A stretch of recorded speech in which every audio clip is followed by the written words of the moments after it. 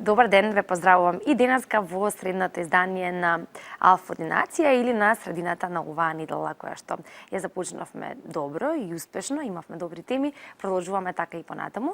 Пред да ве најавам денешната тема, само ќе споменам и ќе ги поздравам сите оние кои што денеска го празнуваат празникот Свети Никола и истовремено и среќен имен ден на оние кои што го носат тоа име. Денеска е убав ден и верувам дека ве наоѓам во добро расположение, но истовремено и во добро здравје. За вашето здравје се грижиме секојдневно ние, еден час во денот одвојуваме за тоа и верувам дека го имаме вашето внимание, всушност не се ни сомневам со оглед на секојдневните прашања и интерес кон нашите теми. Денешната тема ви ја најавив и вчера, денеска зборуваме за хируршки третман на хернија или кила кај деца.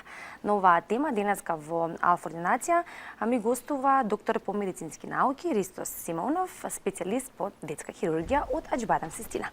Добар ден за вас, докторе, и добро дојдовте во Алфа Ординација.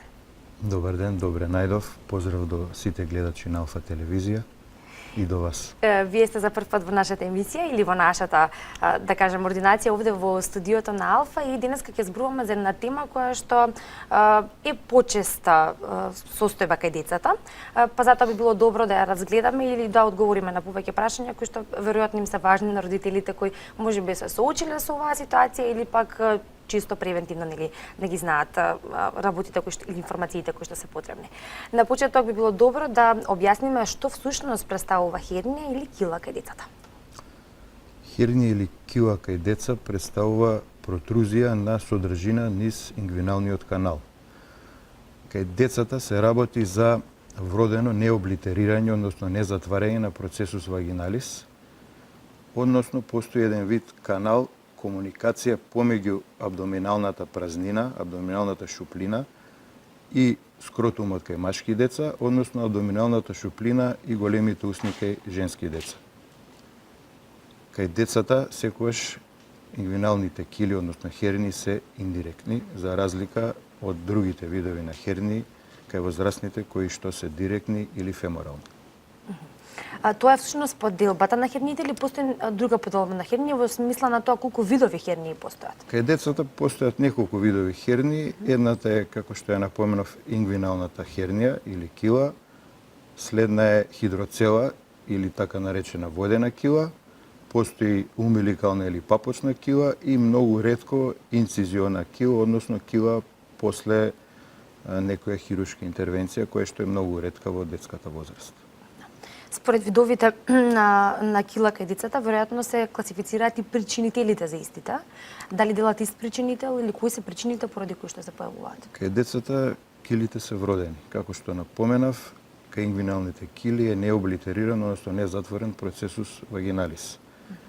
Кај папочните, односно умбиликалните кили е дефект на папокот, односно предниот абдоминален зид.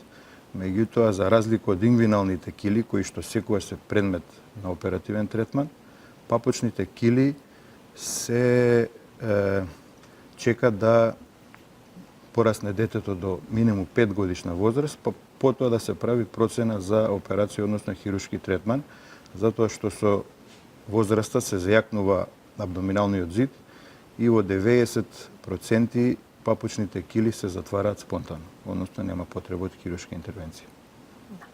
Во однос на ризик факторите или влијанието кое што всушност би можело да има влијание врз нивното појавување или создавање, кои ризик фактори би можело да ги споменеме, бидејќи кажавме дека херниите кај децата се вродени? Со оглед на етио не постојат ризик фактори. Во секој случај добро е мајката да има здрава бременост во тек на целиот период, со тоа што кај предвремено родените деца процентот на појава на кили е 30%. За разлика од процентот кој што се движи од 1 до 5 кај сите новородени деца. Морам да напоменам дека почести се кај машките деца, односно една хернија кај женско дете на 5 до 10 хернии кај машко дете, може да бидат еднострани од левата или од десната страна или двострани. И како што напоменав, кај недоносените, односно предвремено родените деца, 30% тие деца имаат кила. Зошто е поголем процентот кај машките деца отколку кај женските? Процентот кај машките деца е затоа што машките деца имаат тестиси и одвојувањето на тестисот од абдоминалната марамица, односно десцензус, спуштањето на тестисот во скрутумот, се случува непосредно пред самото раѓање. А кај недонесените, бидејќи тестисот не е одлепен не е одвоен од перитоналната празнина, останува заробен и тоа е една од причините зашто кај машките деца се почести инguinalните кили отколку кај женски. Рековме дека конкретни ризик фактори некои посебно и не постојат, треба да се внимава во текот на бременоста или каква е бременоста, но колкаво влијание има и дали има влијание генетскиот ризик фактор? Да, килите може да бидат наследни, односно ако некој член од потесното и поширокото семејство имал кила, една од причините е и наследниот фактор. Сигурно што е важно е исто така и симптоматологијата или препознавањето на симптомите, кои што во овој случај и не е толку тешко, бидејќи е видливо со око, особено за родителите кои што секојдневно го гледаат своето дете. Така што како изгледа симптоматологијата, кои се симптомите, дали еден или пропратно има неколку симптоми и кога е всушност време да се посети лекар? Симптомите може да се јават веднаш после раѓање и во принцип секогаш ги приметува родителот. Симптомите се подуетинка во предел на инguinalниот канал, односно кај женско дете во предел на големите усни и лабиите, кај машко дете лево или десно од пенисот или во скротумот, во скроталните кеси. Подуетинката може да биде од големина на лешник до големина на орев, па понекогаш и големина на помала мандарина.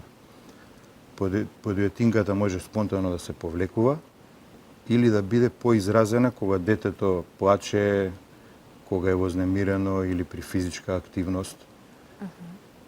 Многу е битно родителот кога ќе ја примети таа промена, веднаш да се јави на доктор, може тоа да го направи кај матичен педијатар, па зависно од прегледот кај матичниот педијатар, после може да се препрати на детски хирург. Освен тоа, пропратна болка или нешто слично нема кај детето? Не се чувствува такво нешто, или? Ако подуетинката, односно килата е мобилна, ако се појавува таа подуетинка, се повлекува, ако на палпација родителот кога ќе пипне е мека, тоа значи дека постои кила, меѓутоа не е вклештена, не е инкарцерирана. Ако таа подуетинка е константна, повеќе од неколку часа, детето е вознемирено, почне да плаче, повраќа кога ќе родителот кога ќе ја допре таа промена е тврда, тогаш постои ризик дека има инкарцерација, со тоа што може низ тој процесус вагиналис перитонии или низ тој канал да има протрузија, односно да помине дел од цревна виуга, најчесто тенко цревна виуга, може апендикс од слепото црево и кај женски деца може да е вклештен јајникот. Затоа во таква состојба родителите треба веднаш да се јават на доктор за понатамошен третман. Откако ќе се јават на доктор, што значи откако ќе се примети на дел од овие симптоми и се консултираат со својот педијатар, како понатака изгледа самата дијагностика или дијагностицирањето, кои методи се употребуваат? Со самото ова веќе има дијагностика. Детето има кила. Третманот секогаш е хируршки. Килите, инguinalните кили, спонтано не поминуваат, потребен е оперативен третман. Може да се направи и ехо-дијагностика, каде што со ултразвук, односно ехо, ќе се види тој процесус вагиналис, кој што постои и веќе откако ќе се дијагностицира кила, треба да се планира оперативен третман. Како изгледа тоа планирање на оперативниот третман? Што е тоа што треба да се знае предоперативно? Предоперативно треба детето да биде здраво. Треба минимум 7 до 14 дена предоперативниот третман да е без антибиотик. ако претходно било болно и примало антибиотик, откако ќе заврши со антибиотик, треба да поминат минимум 7 до 14 дена после тоа да се планира оперативен третман. Ако примало вакцина, треба да поминат минимум 3 недели пред оперативниот третман и најбитно е пред операција детето да го види анестезиолог. Да се направи анестезиолошка процена, анестезиолошки преглед, дали има алергии, дали има некои други аномалии кај детето. И откако ќе помине анестезиолошки преглед, односно анестезиолошка процена, може да се направи оперативниот третман. Да. Во однос на времетрењето од самото диагностицирање на килата до одлучувањето или веќе планирањето на хируршката интервенција, рековте за одредени кила или во одредено диагностицирање треба веднаш да се реагира, но дали е секогаш тоа случај да веднаш оди на хируршка интервенција или во зависност од самата возраст на детето, во зависност од големината на килата или од што друго зависи за колку временски период ќе се направи таа хируршка интервенција? Ако имаме кила, а таа кила не вклештува, независно дали таа подетинка ја има во тек на денот неколку пати ја се повлекува, може да се планира оперативниот третман околу 6-месечна возраст на детето. А ако имаме инкарцерации чести, во секој случај не повеќе од 2, кај кои што е направен таксис, односно мануелно враќање на килната содржина назад, тогаш оперативниот третман треба да се планира веднаш. Има случаеви кога таа дезинкарцерација, односно враќање на килната содржина не може да се направи мануелно, тогаш треба детето веднаш да се носи во операциона сала на операција. Како изгледа хируршкиот третман? Веројатно и неизбежно е да тоа ги интересира родителите, се разбира. Хируршкиот третман може да биде отворена хирургија и лапароскопска. Значи, Бадем Систина болница се работат двете техники. Отворената хирургија е 3 до 4 сантиметри се прави инцизија на кожата, се доаѓа до ингвиналниот канал, се отвара ингвиналниот канал, се наоѓа килата, односно тој процесус вагиналис перитонеи, се препарира, се подврзува, се прави анатомска реконструкција на ингвиналниот канал. Битно е да напоменам дека овде не се работи за слабост на ѕид од ингвиналниот канал, па да има потреба од синтетски материјал или мрежи што се ставаат кај возрастните пациенти. Овдека се прави само подврзување на килната кеса. Лапароскопијата има предност затоа што посебно кај женски деца може да се визуализираат двата длабоки отвора на ингвиналниот канал со лапароскопија, затоа што има случаеви кога се оперира кила или херниа од едната страна, па после некое време да се појави од другата страна. Тоа не значи дека тогаш детето добило или имало кила, него и од таа страна килата е вродена, меѓутоа не се манифестирала. А со лапароскопија може да се види многу прецизно дали има кила од двете страни. Пошто постојат две опции, а тоа рековте отворената хирургија и лапароскопски, од што зависи каков тип ќе биде, кој бира докторот, според состојбата се дава? Ако се работи зидна интервенција, односно операција на кила заради инкарцерација и возраст на дете многу мало, неколку недели или месец до 2, тогаш се оди на отворена хирургија. А ако се работи херниопластика, односно операција на ладно, планирана, тогаш подобра е лапароскопија, меѓутоа изборот секогаш е на родителот. Во однос на постоперативниот третман, дали тоа ќе се случи значи хируршката интервенција за отворена хирургија или пак лапароскопски, како би требало да изгледа постоперативниот третман, кој што е особено важно да го знаат родителите, бидејќи тие кои што понатака нели по операцијата би требало да внимаваат на одредени работи. Се извинувам, докторе, пред да одговориме на прашањето, да го вклучиме гледачот кој имаме на линија. Ало. Добар ден, повелете. Добар ден, да. Добар ден. Повелете. Ало. Ве слушам. Јас сум во 55 години имам. Опериран сам од кила од двете страни, и од лева и од десна. Ало, ме слушате? Да, добро. Ми се појави од лева страна и сега исто. Бев кај професор доктор Владо Јаневски. 2015 и до денес не ми се јави више да ме оперирува. Добро? Кајде.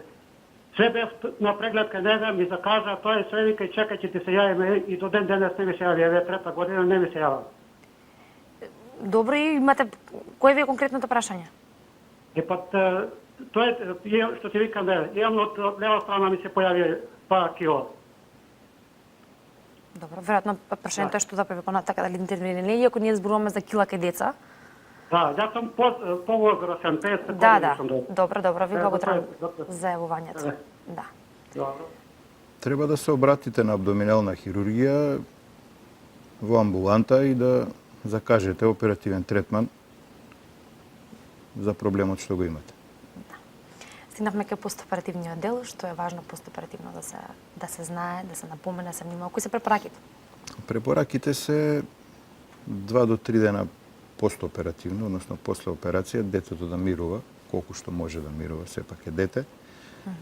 Наредниот ден после операција пациентите се пуштаат на домашно лекување и домашна нега. Посебни препораки нема во однос на исхраната, секогаш се почнува со полесна исхрана, односно течности, додека не добие детето прва столица, после тоа може да внесува секаков вид на храна и течности. Ми се чини дека не споменавме во однос на манифестирањето на килата кај децата, бидејќи причините кажавме дека се вродени, односно тоа се случува веќе во текот на бременоста, но од што зависи кога ќе се манифестира килата, бидејќи може да се манифестира од било која година од детскиот период, од што зависи тоа? Нема правило. Нема правило кога ќе се манифестира килата, може да се манифестира веднаш после раѓање. Може да се манифестира после неколку дена, после неколку недели, па и после неколку месеци. Битно е родителот да примети дека нешто се случува со детето и да се јави кај матичен педијатар. Манифестацијата на кила е секогаш при физичка активност. Најчесто при стоење, меѓутоа може да биде и при плачење, при вознемиреност. Секогаш тогаш килата е поманифестна, поизразена кај детето. При спиење, верувам дека во принцип кај сите деца килата не може да се примети. Иако се работи за една чиста состојба, како што споменавме во пракса и има веројатно еден рутински оперативен или хируршки третман, кога ќе дојде до тој момент, самите родители се вознемирени, бидејќи кога станува збор за операција или за хируршки третман и не е нели така се едно кога се работи за своето дете. Во однос на тоа, прашањето се поставува колкав е ризикот од компликации и дали во ваква една честа состојба или рутински оперативен третман кој што веројатно и секојдневно се прави, постои ризик од компликации, бидејќи ризик, како и да е, секогаш помалку или повеќе секаде постои. Со добра припрема на детето за операција, анестезиолошки преглед, рутинска операција, како што напоменавме, компликациите постооперативни кај ингвинална кила се сведени на минимум. Компликациите може да бидат неколку часа после операција, детето да биде вознемирено, плачливо, да покачи телесна температура, може неколку дена да има оток или хематом на раната или во скротумот кај тестисите, кај машки деца. Меѓутоа, посериозни компликации постоперативни кај ингвинални кили нема. Сведени се на минимум. Рековме во текот на одговорите, ми се чини дека споминавте дека може да се појави доколку веќе имало кила на едната страна, по некој период може да се појави и на другата страна. Веројатно и за тоа причините не се знаат, но колку е често тоа? И што во тој случај? Не е многу често, меѓутоа во принцип почесто е кај женски деца отколку кај машки, за разлика од процентот кај машки деца што е почеста појава на ингвинална кила, кај женски деца почесто е појава на кила од другата страна после операција на едната страна. Потоа, откако тоа ќе се диагностицира, веројатно треба и тоа да се третира хируршки. Откако ќе се диагностицира дека има кила и од другата страна, третманот е ист, хируршка интервенција, односно операција. Пред да продолжиме со се разбира и останатите прашања малку подетално во однос на денешната тема, ќе и оние совети препорака кои што би требало да го знаат родителите. Ќе направиме кратка пауза со реклами, а потоа ќе се вратиме во студиото на денешната тема.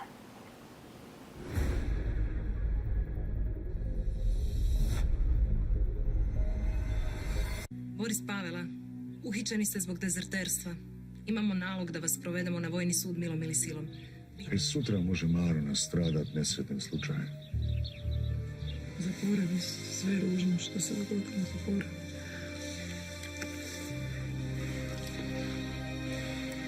Дубровничка зора.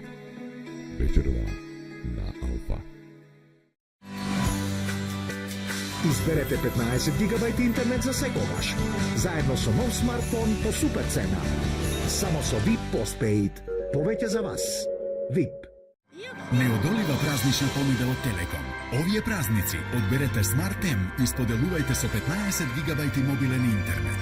Плюс со празничниот бонус од 8.000 денари одберете го вашиот нов Samsung смартфон по супер цена. Добре дојдовте во неверојатниот свет на кафематика. Еве аравенката. Од само една лименка Нескафе Класик добивате 4 пати повеќе отколку од истото количество од кое било друго црно кафе. Значи Нескафе е еднакво на повеќе кафе. Чиста кафематика. Во овој магичен период од годината, надополнете ја празничната атмосфера со вкусовите кои го зближуваат семејството. Среќни празници со љубов од Алпско млеко. Карамела, лешник, нугат крем и чоколада. Со тофифи се спојува. Има толку многу забава во тофифи. Есенцијата на мајката природа. Убавината на природата преточена во шиша. Бидете убави, бидете зелени. Skin Delight.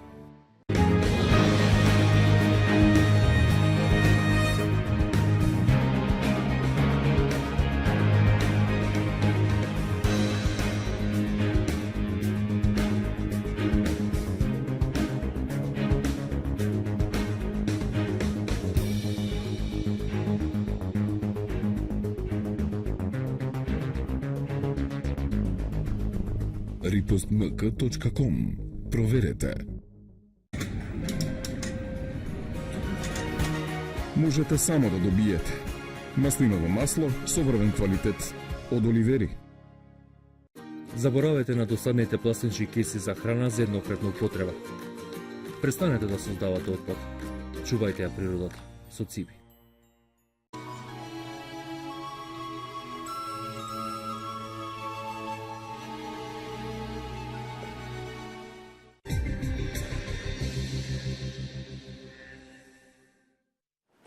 Продолжуваме со денешното издание на Алфа Ординација. Подсетувам за некои што еве сега се вклучуваат, зборуваме за хируршки третман на хернија или кила кај деца.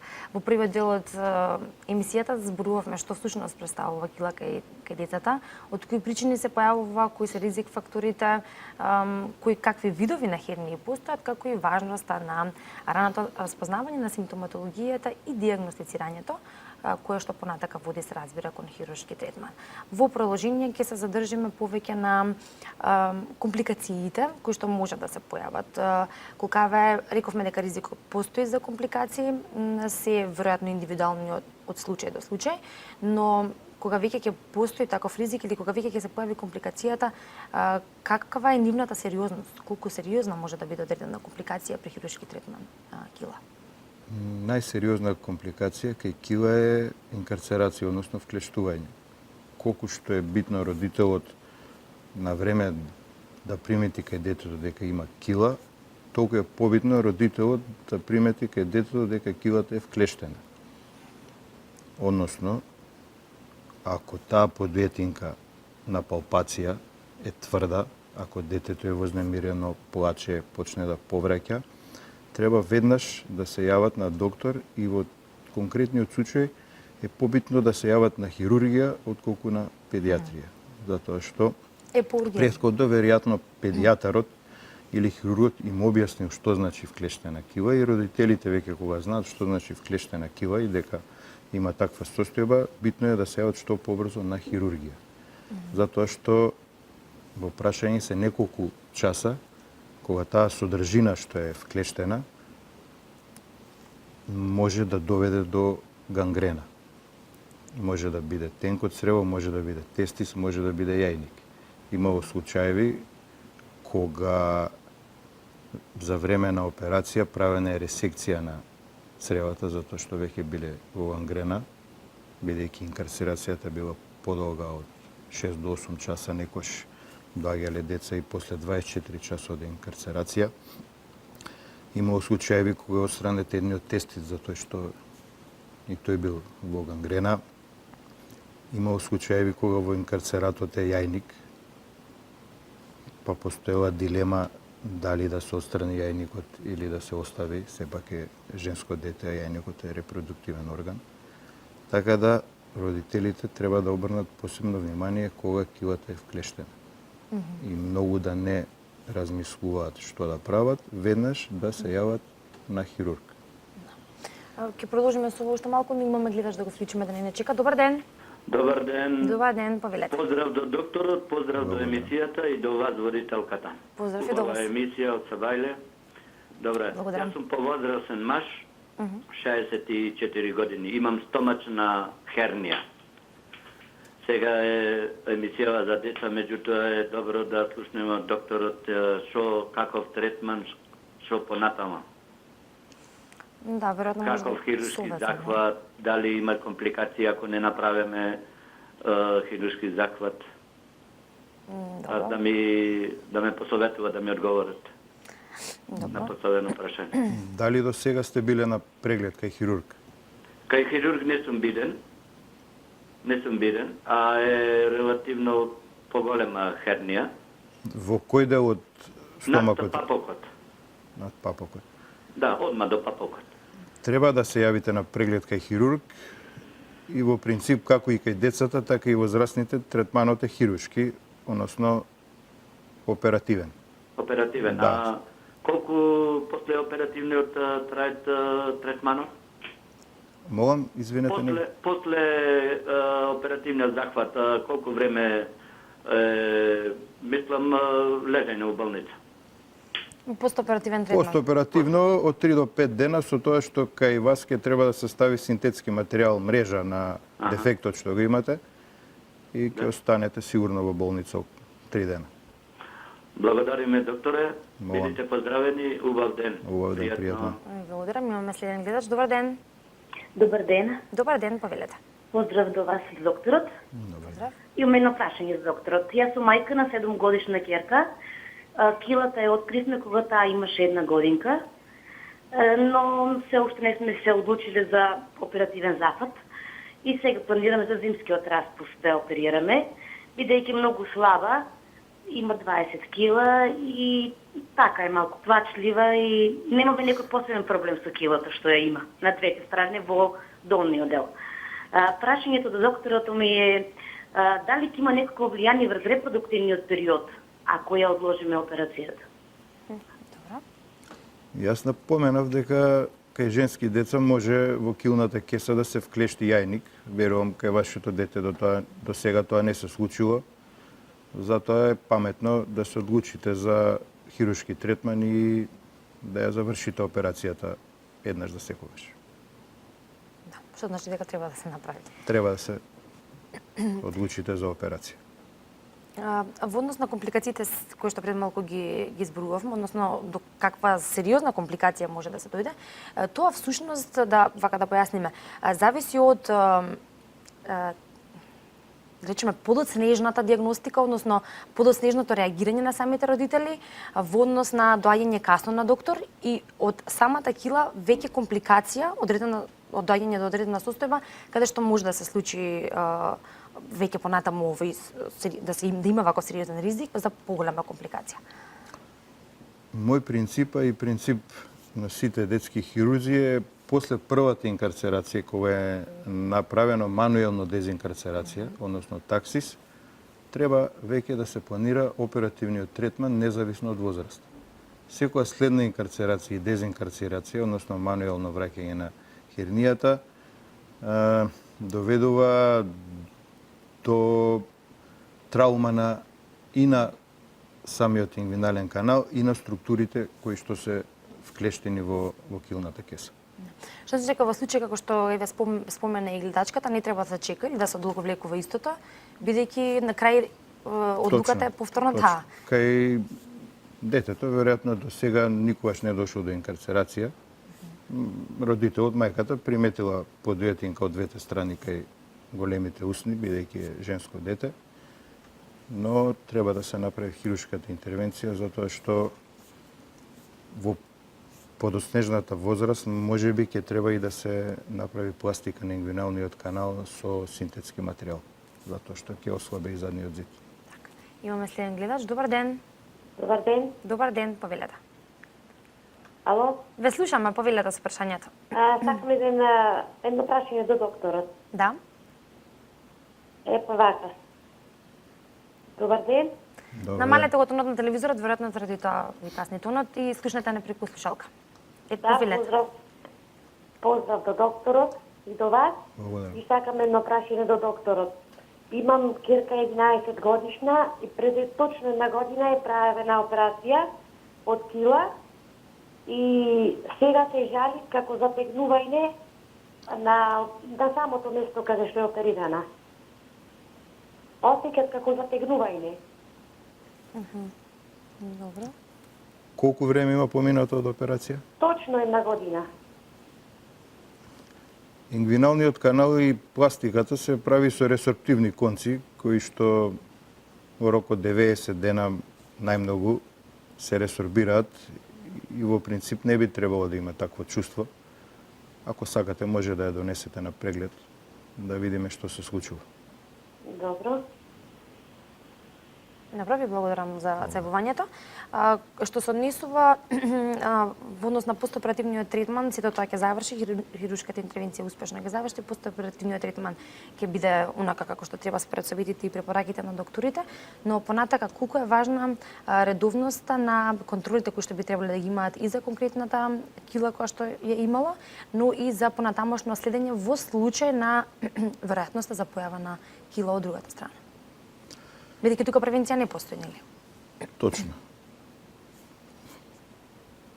Првата контрола е 7 дена после операција за вадење на конци ако е раната сошиена со конец пролен кој што треба да се извади и следната контрола е после 1 месец од операција. Понатамошните контроли се зависност од состојбата кај детето што ќе ја примети родителот. Ако родителот примети дека и од другата страна се случува исто што било предмет на операција од претходната страна, тогаш треба да се јави на хирург и да се планира оперативен третман и на таа страна. Да. Бидејќи ни се гледачи кои што се повозрастни, ние зборуваме се разбира за хернија кај деца, но кила е кила и се појавува ова за кој што зборувавме во детскиот период, но се појавува и во подоснежните години. Ние нема да навлегуваме многу во тој дел за нели кога постои хернија кај возрастни луѓе, но само чисто за разликата помеѓу хернијата кај деца или хернијата кај возрастни во однос на манифестацијата, бидејќи рековме дека е хернијата кај деца е вроден процесус вагиналис перитони перзистенс, тоа се вика, односно постои еден вид комуникација која што пред раѓање на детето треба да затвори помеѓу стомачната празнина и скротумот кај машки деца, односно лабиите кај женски деца, која што поминува преку ингвиналниот канал. Тие се индиректни херни и не се врзани со слабост на задниот зид од ингвиналниот канал. За разлика од возрастните херни, кои што можат да бидат слабост на задниот зид, на фасија трансверзалис од ингвиналниот канал, да бидат директни херни или феморални херни и секогаш кај тој дефект мора да се стави синтетски материјал или мрежа затоа што ќе има протрузија на содржина низ тој дефект. Да повторам, кај децата не се работи за дефект на ингвиналниот канал. Се работи за вродено незатварање на процесус вагиналис. Имаме повторно гледач, односно двајца. Добар ден. Добар ден. Добар ден, повелете. Сега ова родител на мало бебенце, 3 месеци, женско, има папучна кила вродена. Па сакав да го прашам докторот дали треба да чекаме да се повлечи или да предземиме нешто хируршки запад. Добра. Папочните кили или херни се чека до 5 годишна возраст кај детето, затоа што со зајакнување на мускулатурата на абдоминалниот зид, кај 90% од децата доаѓа до покривање на дефектот, односно до покривање на папочната кила. Многу е битно кај папочните кили да не се ставаат парички, обично родителите знаат да стават паричка па да стегнат со завој или да стават некои ортопедски помагала во смисол на појаси, затоа што нема потреба од тоа. Подобро е да отидете на доктор за совет, отколку да правите нешто што не е во ред. Добар ден за следниот гледач. Ало, добар ден. Добар ден, повелете. Голем поздрав до докторот и до студиото. Имам еден проблем со ќерка ми, ама сега како се случи тие со килата и пијатата. Дали ќе може докторот да ми помогне, ќерка ми има кила на желудникот. Што понатака да прави? Кила на желудникот. Има доста киселини, има доста болки, има доста се. И кила на желудникот е предмет на хируршка интервенција доколку нема резултат конзервативен третман. Да? Така да, која возраст е вашето дете? Голема на 30 и кусур години. Ке сте биле до сега на преглед кај абдоминален хирург? Да, сме биле и докторката е Велвелес Пренджова, Лиljana Пренджова е, вика дека не е созреена килата, а она има многу. Треба да отидете на преглед кај абдоминален хирург и најверојатно веќе е време да се направи хируршка интервенција. Благодарам. Бидејќи во првиот дел од разговорот споменавме дека постојат неколку видови на хернии кај деца, во однос на тоа како вите хернијата, дали има разлика во самиот хируршки третман? Не, во принцип третманот е подврзување на процесус вагиналис. Единствено кај хидроцела, односно водена кила која што се јавува при самото раѓање, ако нема комуникација преку процесус вагиналис, се чека до 6 месечна возраст и во помал дел од случаевите може да дојде до спонтана ресорпција на килата во тестисот. Меѓутоа, ако таа е комуникантна, низ тој канал што постои, тогаш и водените кили се предмет на хирургија.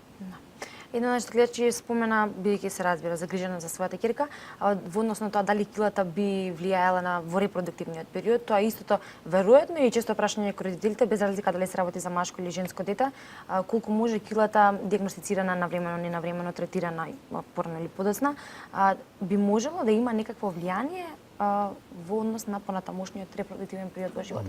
Може да има влијание ако се случи инкарцерација на јајника и женско дете, односно тестиска и машко дете, и ако навреме не се препозна и навреме не се интервенира, ви напоменав, имало случаеви кога сме го ваделе тестисот заради гангрена и имало случаеви кога сме размислувале и сме чекале временски дали јајникот ќе се врати во животна форма, односно дали ќе постигне васкуларизација или ќе има потреба да се извади јајникот.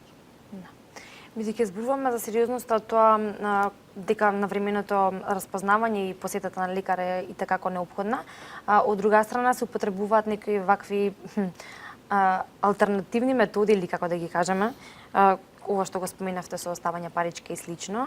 Колку со такви случаи се соочувате во вашата пракса и во денешно време и колку тоа може да биде контраиндицирано во однос на самата состојба? Порано сме имале почести случаеви кога доаѓале дури кај нас со фластери, лепенки, паричка, топчиња, стегнати со завој или со фластер. Меѓутоа, морам да кажам дека последниве неколку години Немаме такви случаеви. Очигледно родителите почитуваат препорака од доктор. Да, тоа е добра информација. Имаме следен гледач. Добар ден. Добар ден.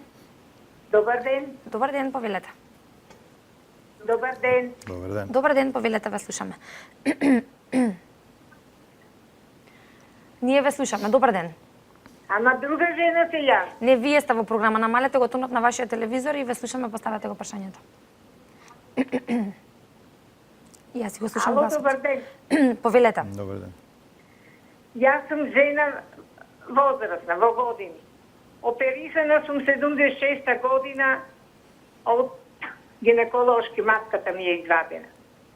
Дали од тогаш имам добиено кила, бидејќи 3 месеца останам во болница, многу бев тешко болна, едва и ме спасија. Сега имам многу големи кила, што многу ми сметат и нозите ми многу оттечуват. И што може докторот да ми помогне, да ми каже? Кај вас веројатно се работи за инцизио на кила или хернија на местото каде што е направена интервенцијата за вадење на матката. Мој совет е да се јавите кај абдоминален хирург на преглед и да процени дали треба да се направи хируршка интервенција или не. Добро. Во однос на хируршката интервенција е исто така, може нешто и ќе повториме, но веројатно она што исто се поставува како прашање е во однос на предоперативно кажавме, постоперативно исто кажавме, но прашањето е за колку време ќе трае хируршката интервенција, како сето тоа се изведува, она што веројатно предизвикува страф и загриженост. Хируршката интервенција е рутинска хируршка интервенција, трае од половина час до 45 минути, во општа анестезија со претходна припрема на детето од страна анестезиолог. Постоперативно останува во болница еден ден, наредниот ден се пушта на домашна нега, со препорака да се внимава мирување во наредни 3-4 дена.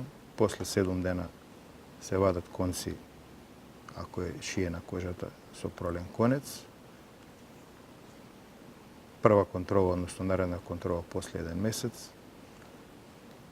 Ако е машко дете, препорака да не вози точак заради контузија, односно повреда на тестисите од седиштето на точакот. Во принцип, тоа се препораките. Да.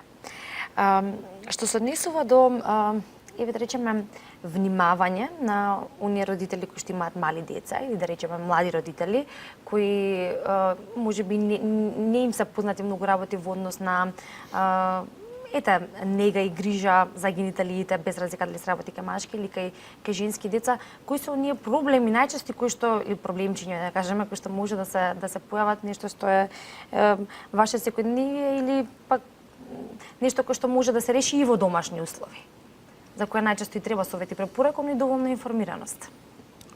Кај женски деца главен проблем е кила.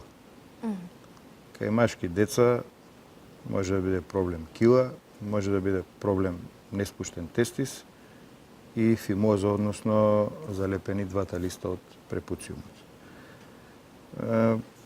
За фимоза конкретно, за родителите, битно е да знаат дека после раѓање треба да се отвори кожичката од пенисот онолку колку да се види отворот од уретрата, односно отворот од каде што детето мочка.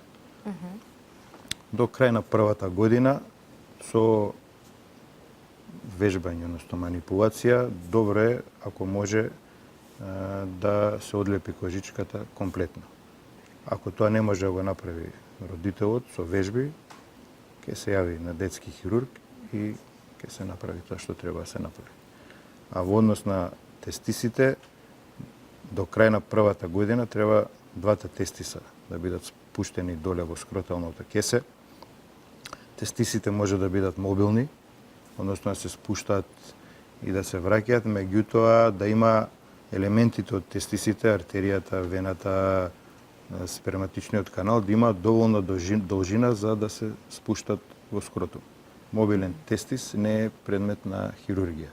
Ретрактилен тестис, кога за фуникулус сперматикус е залепен перитониум килна кеса, односно процесус вагиналис, е предмет на операција и веќе после првата година треба да се планира оперативниот третман.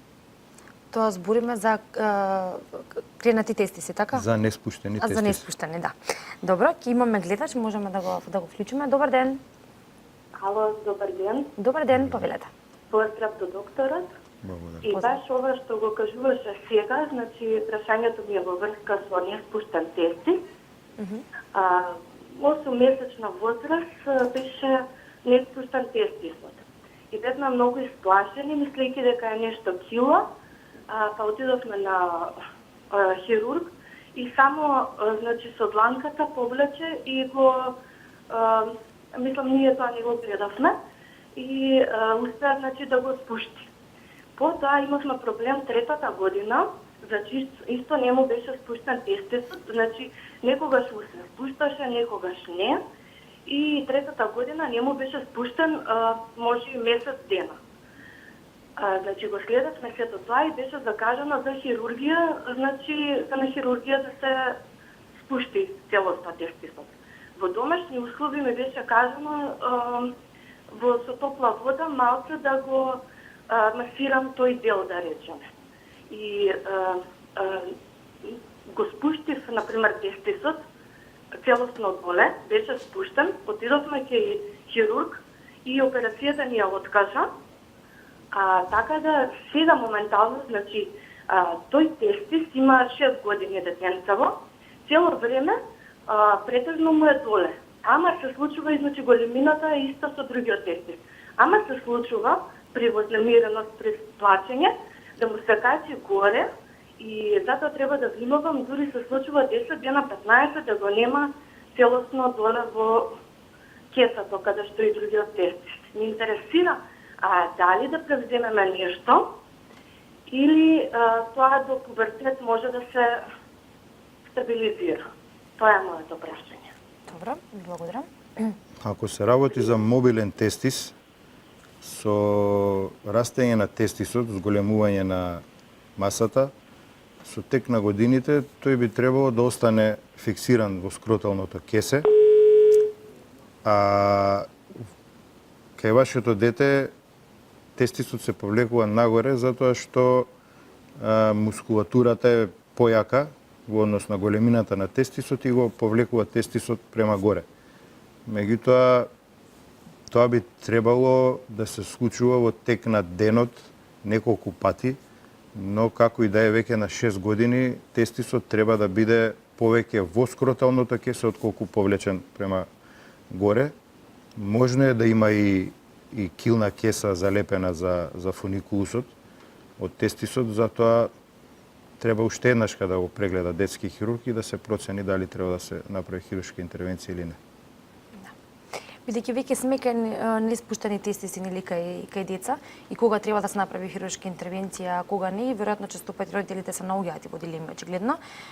Кога веќе ќе се одлучи за хируршка интервенција, како изгледа таа хируршка интервенција? Колку се разликува од оваа за која што денеска зборувавме кај хирургија? Хируршката интервенција е слична како интервенцијата кај кила.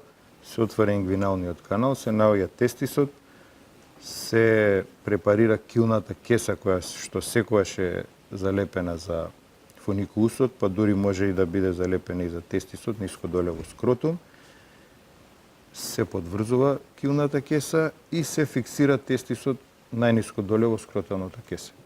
Разликата е само во тоа што кај крипторхизам, односно неспуштен тестис, после препарирање на килната кеса, тестисот се фиксира. Да, и тоа значи дека понатака не може да се случи. Понатака не може да се случи. Да се врати во првобитната состојба. Повторно да се повлече према горе. Да. И сега разликата во, ако јас добро разбрав, разликата кај неспуштените тестиси во однос на килата за одлуката за хируршка интервенција, кај килата е неопходна, а кај неспуштените тестиси може времето да покаже, така, нели? Кај неспуштените тестиси времето ќе покаже ако тестисот е мобилен. Односно, ако има доволна должина да се спушти во скроталното кесе, меѓутоа мускулот, бидејќи е појак, контракциите на мускулот се појаки во однос на големината на тестисот, може да го повлечат према горе. Тоа се вика јојо. Јојо тестис се повлекува према горе при контракција на мускулот, се спушта доле. Тоа е мобилен тестис. Мобилен тестис не е предмет на хируршка интервенција, туку предмет на чести контроли на 3 до 6 месеци. За разлика од ретрактилен тестис, каде што тестисот и покрај тоа што мануелно може да се спушти во скротално кесе, веднаш во моментот кога ќе се пушти тестисот, тој ќе побегне горе. Тоа значи дека на него има залепено перитониум и тоа е веќе предмет на хируршка интервенција. Но тука се поставува прашањето од кои причини се појавува ваквата состојба или од кои причини одредени деца имаат неспуштени тестиси. И тоа е вродена. И тоа. Вродена состојба каде што тој фамозен процесус вагиналис перитони не облитерирал, не затворил во моментот кога тестисот требал да се ослободи од него и да се спушти во скротално кесе, туку тестисот останал заробен во перитониумот. Како вашиот став, односно еве во случајов, да речеме, совет кон родителите во однос на онаа домашна нега, кога и до каде може дома самиот родител да помогне во одредена состојба на детето? Значи, кога збориме за одлепување на кожичката кај пенисот кај мачките деца и кога зборуваме за неспуштените тестиси, кога и доколку може да помогне и на кој начин? Значи, до таму докаде што се препорачува понатака За неспуштените тестиси родителот многу не може да помогне, битно е да се јави кај детски хирург да процени дали се работи за мобилен или ретрактилен тестис.